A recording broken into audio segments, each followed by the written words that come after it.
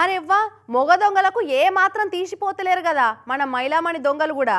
దొంగతనాలు చేయాలంటే బుద్ధి బలం ఎంత ముఖ్యమో భుజబలం పిక్కబలం కూడా గంతే అక్కడి ఉంటుంది.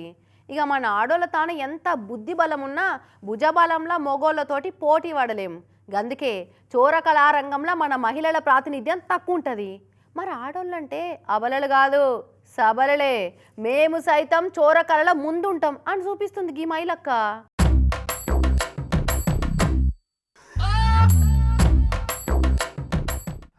చూసిర్రా అంత పెద్ద హుండీని ఒక్కతే ఎట్లా పల్టీలు కొట్టించుకుంటూ దోసుకపోతుందో ఈ చోర మహిళామణి.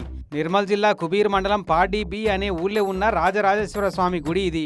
ఏడికేళ్ళు వచ్చిర్రో గాని ఒక మొగ దొంగ ఒక లేడీ దొంగ, మరి లైఫ్ పార్ట్నర్లో దొంగ పార్ట్నర్లో గాని ఇద్దరు జోడీ కట్టి గుళ్ళే ఉన్న హుండీకి సూటి పెట్టిరు.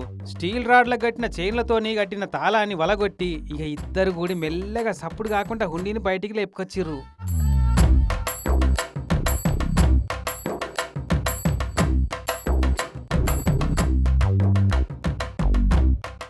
ఇక ఈ మొగ దొంగడు నడిమిట్లనే హుండీని ఎత్తలేక హ్యాండ్స్ ఎత్తేస్తే ఈ కిలేడి దొంగక్క పని పూర్తి చేసింది. అగో అన్నట్టు ఈ దొంగలిద్దరూ కారు వేసుకొని వచ్చిర్రు దొంగతనానికి. ఇక బయటికి పట్టుకొచ్చిన హుండీని అటు ఇటు చేసి కారు అయితే ఎక్కిచ్చిర్రు.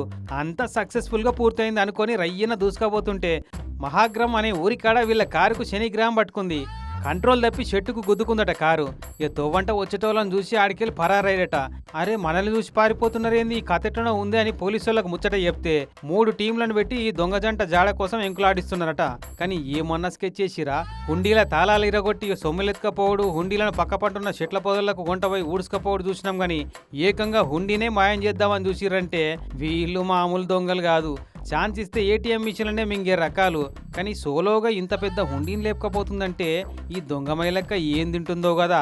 పోలీసు వాళ్ళకు పట్టబడకుంటే మాత్రం ఫ్యూచర్లో ఎన్ని గుడులలో హుండీలను ఎత్తుకపోతుందో ఈ దొంగ మహాతల్లి.